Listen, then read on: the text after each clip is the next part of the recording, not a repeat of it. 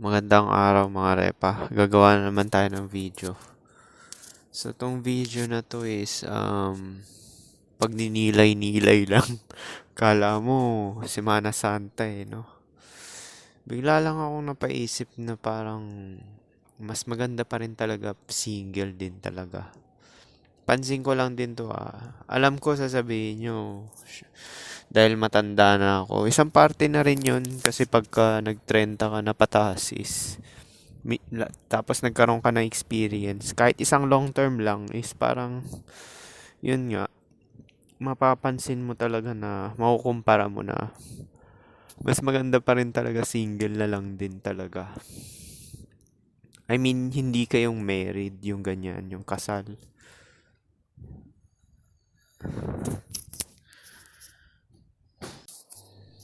Or boyfriend, girlfriend, ganyan. Magastos din kasi lalo na pag minimum wage na. Dati, yun yung experience ko yung ako lagi taya. Kasi nga, pagka nag-lead ka ng wallet, ganun na tingin sa'yo ng babae, ikaw papasagutin lahat. Kaya mas maganda minimal effort, minimal investment na lang talaga Kuwari may didiskarte yan ka, average looking ka, or high tier normie. O kahit na pangit, basta gawin nyo pa rin yung black pill approach. Minimal effort, minimal investment. Para talagang hindi ka talaga ituturing talaga na super beta box. Pero pag relasyon kasi, dun ka rin niya ililid pagkatagalan. Dun din mauuwi, beta box tsaka silbidor. Parang nangyari dun sa step brother ko ngayon. Di ba siya yung nag-aalaga ng bata, hatid sundo. Tapos baka siya pa nga naghatid sundo sa misis niya. Hindi ko na lang alam storya. Tapos ngayon kasi magka-college na yung isang anak. Malalaki na. Pinipilit na siya magtrabaho. So napilitan siya magtrabaho as kartero sa Amerika nga. Nurse yun yung napangasawa niyang babae. Na So kahit sabihin mo na mayaman yung babae or may pera, is silbidor ka pa rin talaga. Yung bulk pa rin talaga ng pagseserbisyo sa'yo talaga. Kasi nasa relasyon ka terms and condition ng babae talagang Malay mo, strategy lang nung babae, palakihin lang yung mga bata, tapos sabay hihiwalayan din. Meron mga gumagawa rin yun, nangyari na sa kapitbahay ko yun. So yun nga, parang napansin ko mas okay na lang din talaga single. Yung ginagawa ko kasi dati, parang single na rin talaga siya kahit nasa relasyon ako Kasi hindi naman ako nakikipag-live-in Hindi ako tumitira sa yung nangungupahan kami tapos sabay parang beta strategy. Yun, never ko talaga ginawa yun kasi logical na rin talaga ako dati pa Sabi ko, kung magli-live-in ako, mangungupahan kami. Tapos minimum wage earner lang ako. Syempre, parang sabihin na natin 70-30 mangyayari niya. Hatihan ka ng babae, depende sa usapan nyo, pero yung bulk pa rin talaga sa'yo. Tapos may kasamang betafication pa yan, di ba? Kaya never ko talaga ginawa yung live-in So parang single na rin talaga yung buhay ko nun kasi girlfriend lang Tapos yun nga yung ka-LTR ko, di ba? Wala rin akong pinapapunta sa bahay, hindi ko sila pinapakilala sa parents ko. Siguro dalawa lang yung napapunta ko, pero isang beses, twice lang ata, twice. Oo, twice lang nakapunta sa bahay. Kasi nga strategy ko dati is, seryoso naman din ako sa kanila kasi in case nga na mabuntis mo. Kaya nag-masteral rin ako nun kasi yun din yung inisip ko in case na mabuntis di ba? Kung alam ko lang na may varicocele ako dati pa, hindi ka makabuo-buo, di ba? O di sana, hindi na lang talaga ako nagseryoso, nag-spin na lang talaga ako. Isa rin yung factor kaya nag-stick to one ako dun sa LTR kasi nga, kala ako na na may chance ako makabuntis nga. Kung nalaman ko tong varicocele na maaga, tapos alam ko na select talaga ako na di nag-spin na lang talaga ako ng plates. Pero siguro baka hindi ko rin gawing mag-spin ng plates kasi mas pa-prioritize ko pa rin talaga yung nangyari sa akin ngayon na inaani ko pa rin talaga yung kumikita ng pera. Kasi hindi mo pwede mapagsabay talaga yan. Mabababae ka, pataasin mo na yung 100 body count mo. Kasi mag-strategy ka dyan, magsasayang ka ng oras. Eh kung pinasok mo yung ethics mo sa crazy na bitch, 'di ba? Crazy na babae. Gugulu-guluhin pa yung buhay mo niyan. Lagi ka matatanggal sa trabaho, yung mga ganyan. So, kagaya may nag-comment, 'di ba? Natatanggal siya parati sa trabaho kasi nga ganun, nilalapitan siya. Yun yan eh, ganyan nga yung ano eh. Hindi mo talaga kayang pagsabayin talaga ng todo talaga. Ako napagsabay ko kasi nga nag-LTR nga ako. Pero yung todong spin na plates talaga yung ginagawa ng mga chad talaga. Umubos ng oras yan eh. Yung oras katumbas ng pera yun. Kaya sinasabi ko yung sinasabi ni Lacario dati na 80 approach sa isang buwan tapos 1 lay lang sa isang buwan, one lay a month. Di siya worth it kasi sayang eh. Sayang yung oras tsaka yung energy. Frustration pa, puro rejection pa, di ba?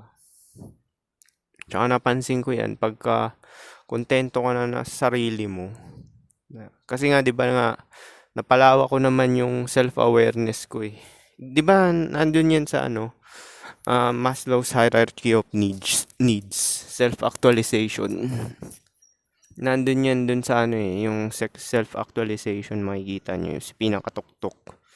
Kasi pagka nandun na yung ano mo, perception mo, nandun sa taas ng Maslow's hierarchy of needs. Ibig sabihin, nasa top ka na talaga. Yung mga nasa baba is yun yung mga primal needs. Na kumain, matulog, yung mga physical talaga na kailangan ng katawan talaga. Parang doon na lang gumagana. Parang force play na nga rin talaga. Nangyayari. Napipilitan ka na lang talaga na magtrabaho para may makain ka. Tapos meron kang matitirahan, ganyan. Meron ka rin damit. Meron ka pa rin pangkup. Tsaka napansin ko, mas maganda pa rin talaga na ano, mang-hit ka na lang talaga ng pro, babayad ka na lang din talaga. Kung kailan mo lang kailangan, dun mo na lang sila talaga kukontakin. Kaysa nun may gugulo-gulo pa sa'yo sa buhay mo, aligid-aligid ka. Kagaya nung FWB kong katrabaho. Hindi naman niya na ako kinokontak. Kasi nga tama nga yung sinabi ko eh, pinaparamdam kasi niyan, mararamdaman mo rin talaga yan. Di ba sinabi ko naman sa inyo na parang ayaw na niya. Tapos, pinahit niya ako ng isa, tapos ngayon parang wala na. Wala na rin talagang nangyari. Tapos, pero, pagka may kasama akong babae na katrabaho rin, na Pinay na nakakasama, umaaligid-aligid pa rin talaga siya sa trabaho. Pero wala na kasi akong pakialam dun, kasi nga hindi naman talaga rin ako seryoso rin talaga eh. So parang hindi naman ako na-attach or talagang may feelings talaga sa babae na yun. Kasi strategy rin nila yan eh, na kuwari, pinapahit ka ng sunod-sunod para maano ka, ma-develop ka, parang gano'n yata. Ganun yung strategy niya kasi same ng pattern eh. Yun yung napapansin ko eh. Tapos bigla sila magpo-pull. Eh kung wala kang gagawin, hindi naman kasi ako nagte-text eh. Kasi sila naman namili, sila naman may gusto, ganun. Kapag single ka na ano, kung may tsura-itsura ka, target ka talaga kahit ng mga bata pa. Kasi syempre, parang yung nangyari yan kay Ryan Bang, di ba? Si Ryan Bang is 33 na ata yun. Single siya, ang tagal na yan single, parang 11 or 12 years yata. So, tinarget siya ng sub 5 na babae. Malaki nga yung mata ng babae. Kung i-search nyo yun sa Google, makikita nyo. Laki na nga ng mata ng sub 5 yung babae. Tapos, syempre, naiisip na nun. Although, edukada naman yung babae, tapos parang may trabaho naman or business, ganun. Pero yun nga, tinarget din talaga si Bang. Kasi nga, targeting tawag dun eh. Kasi biruin mo naman. Tagal na single tapos nasa industry pa na showbiz. Malamang milyon-milyon na talaga yun. Baka papalo pa ng 100 million pa yung asset ng taong yun, di ba? Showtime. So, hindi natin sure yun. Pero, base nga sa ganun, pag single ka talaga is, nagko-compute na yung babae niyan sa utak nila eh, na, lalo na, Siyempre pagka sa trabaho malaki na yung per ora mo niyan, 'di ba? Kasi senior ka na, 'di ba? So, nagiging balewala yung age pill dahil ikaw yung top G sa beta box eh. Tsaka ikaw yung top G dun sa genetic na sinasabi ko, 'di ba? Basta ang rule lang talaga, wag mag-depreciate talaga yung itsura mo. Kasi kung panot ako, hindi ako tatargetin ng ano, 'di ba? Kung panot talaga ako na ano, or nabungi ako, or talagang pang, yung balat ko talaga is talagang ano na talaga, pangit na hindi mukhang bata. Is wala rin talaga magkakagusto kahit sabihin mong gaano pa karami yung pera mo, gaano pa karami na accumulate mo. Kasi in the end pa rin talaga yung physical yung pang-hook talaga eh, bago yung mga accomplishments mo na secondary. Kahit sabihin mo yung beta box provider na matatanda na eh, na mga nagko-comment, di ba? Bakit ako 40 nakakadali pa ako ng 20? Malamang beta box ka. Eh, ikaw nga relasyon eh. Ako ngayon nadadali kong 20, hindi naman relasyon.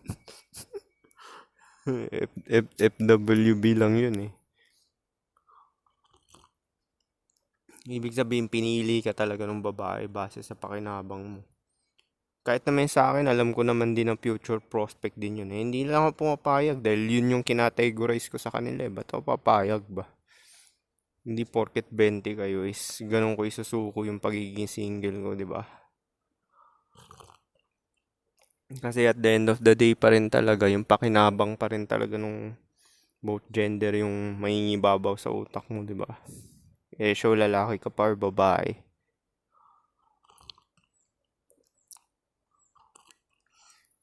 Gaya pa din sa trabaho ko kanina, kwentuhan ko kayo. Kasi nga, 'di ba, single ako tapos wala namang kumakausap sa akin. Totoo pala yung ano, yung pre-selection. Totoo rin naman talaga yun, naniniwala na ako doon dati pa eh. Kasi pagka dinideclare mo na may karelasyon ka talaga is marami talagang babae nagiging komportable. Tapos kanina, parang dinumog ako ng mga babae habang break time ko. Tumabi yung isa, tapos tumabi na naman yung estudyante. Nagsidumugan sila kasi nga pre-selection. Nagkikik. Kasi nga, dumudumog sa akin dun yung mga Pilipina. Eh, kasi yung Pilipina, di ba? Sinasabi nila easy daw na yung pang Pilipina. Pero sa totoo, okay lang din naman kasi nga, ka-culture mo eh, tsaka kalahi mo. Kaya palagay din loob nila eh, kausapin ka as friend. Pero iba talaga yung Pilipina talaga kasi nga matouch, mahawak din talaga. So sa ibang kultura nakikita nila, mag-iisip sila ng maduduming isip, 'di ba? Kasi may halong physical na eh. Eh sa atin kasi sa Pilipinas, tangina kahit sub 5 gaganunin ka ng ano, 'di ba? Kaso ganun sa Pilipinas eh. Eh sa atin baliwala naman sa atin yung ganyan eh. Eh kung makakita ibang ano, ibang kultura, 'di ba? Ibang lahi. Di mapapaisip sila, etong ina siguro nag-aanuhan 'to. So, tapos curious na naman yung mga ibang lahi, 'di ba? Pero okay rin 'yun kahit na inaligid-aligiran ako nung na-hit ko nga. Kasi nga dagdag pogi points din kasi 'yun. Kasi yung ibang mga kaidaran niya nagiging palagay loob. Tapos open open na. Yung iba pa nga nagpapakyut, may makeup tapos nagle-lipstick. Siguro tinitingnan yung schedule ko. Yung iba nga alam yung schedule ko kung kailan ako pumapasok kasi yung request ko pareho lang daw talaga eh. Parehong araw eh. Alam nila yung schedule ko eh. Nakakagulat. Ganun yan eh pagka nag-iisa ka lang lalaki tapos kakaiba yung tsura mo. Iba pa yung ugali mo kasi nga black pill ka, di ba? So, mangyayari niyan is, pagka wala ka sa trabaho, ikaw pinag-uusapan.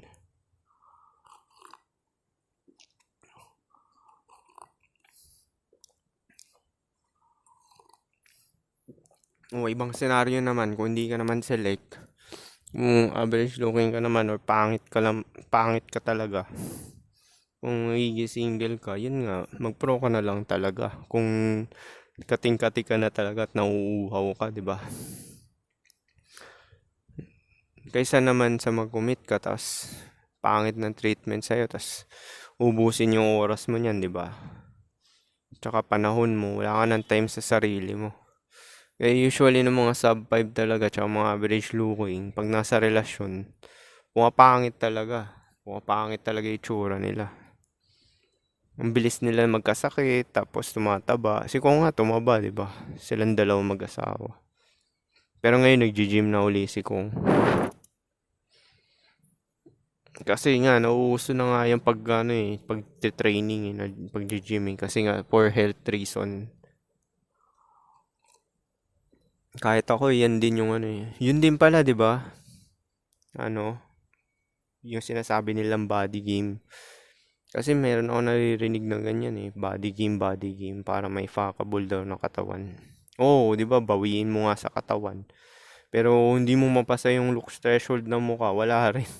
Tayo na, kung meron kang body game nga, tapos yung mukha mo, malawamos, hindi angkop dun sa katawan, di ba? Laki. Buff yung katawan mo, tapos yung mukha mo, wamos. Hindi wala rin, walang kwenta, di ba?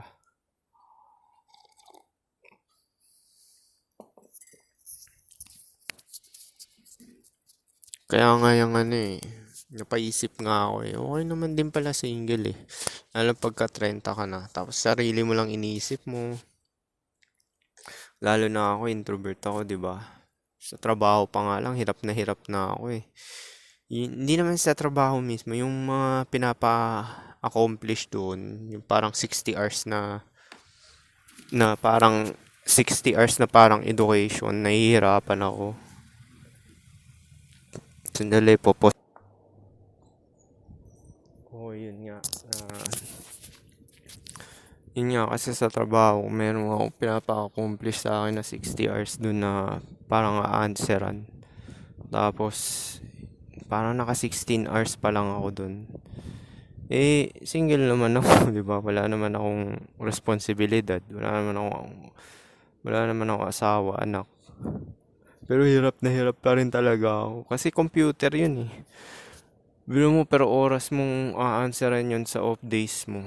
Tapos sabay, kukunin yung oras mo. O pwede mo naman i-declare yun para talaga bayaran ka do sa oras. Pero kahit na, di ba? Pagka off days mo, parang gusto mo ibigay na lang lahat ng oras mo sa sarili mo, di ba? Para ma-enjoy mo yung off days mo. Eh paano pa kaya kung meron akong karelasyon or anak, di ba? Di hirap na hirap ka. Kaya nga yung mga may asawa at anak parang naiinggit eh. Naiinggit do sa mga katrabaho. Parang pinipilit nila ako na mag-asawa, ganyan. Mag-girlfriend. Para sa edad ko, nakakatamad na yung ganyan. Nakakatamad na yung mga ganyan-ganyan. Parang mas masarap na lang talaga, ano eh. Manahimik ka na lang talaga hanggang mamamatay ka, you know? Enjoyin mo na lang talaga yung natitira mong oras eh. Pero siguro kung mga bata pa lang kayo, nasa 20 pa lang, mas maganda talaga. Mag-pro na lang din kayo talaga. Para naman may experience kayo. Tsaka hindi pa kayo gagastos talaga ng ubod na dami. Tapos di ka pa magko-commit dun sa isang babae. Kasi nga, pwede mong ma-hit marami dahil nga, depende na lang sa budget mo yan, di ba?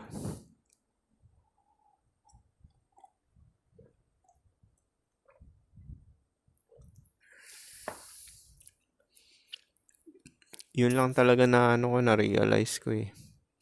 Oo, medyo hindi naman siya nakakalungkot actually kasi nga na self-actualize ko naman na yung sarili ko eh.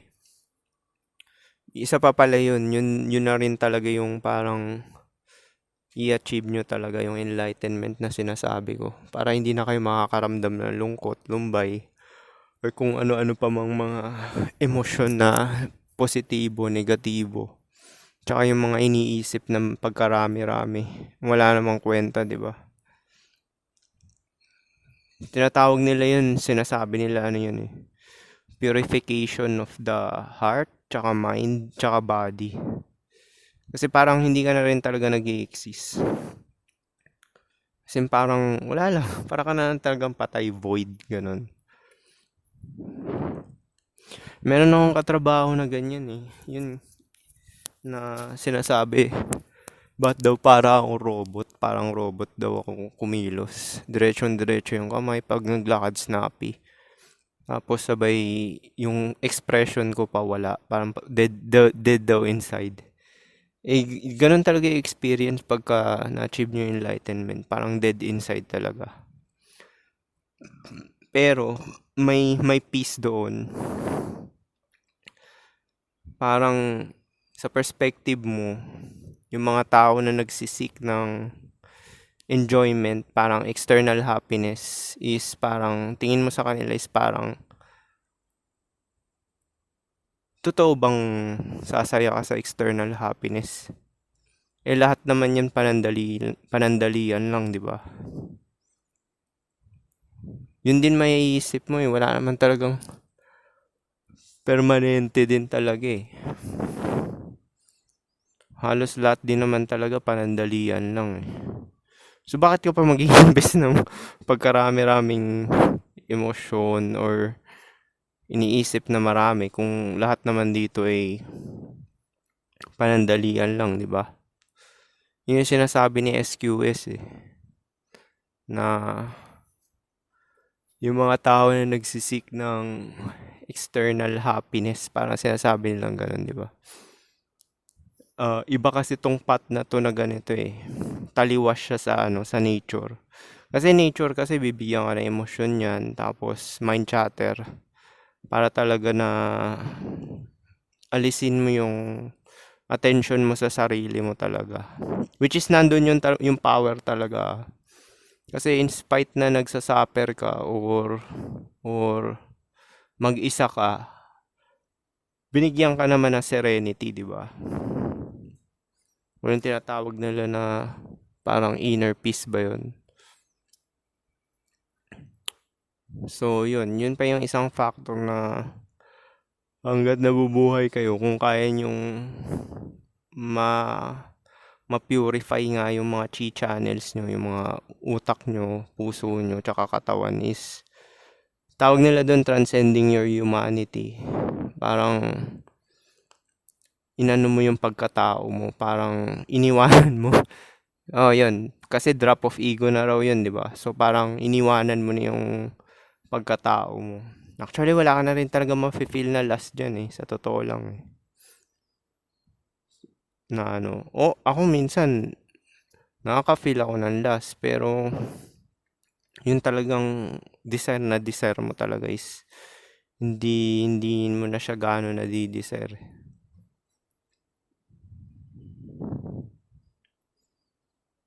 So, paano? Yun lang siguro. Napaisip lang talaga ako na parang mas maigi pa rin talaga na yung path na lang talaga na solo. Kasi ganun din naman eh. Mamamatay ka rin talaga na mag-isa, di ba? Sinasabi ko nga sa inyo na illusion yung may kasama ka. Kasi magkapamilya at anak ka, karelasyon guys. May sarili-sarili ring pangangailangan yan. At the end of the day rin talaga guys. Unahin nila yung priority nila sa buhay. Yung anak mo kung kapamilya at anak yan ng iba, di ba? Hiwalay na kayo. So paano? Yun na siguro. Peace.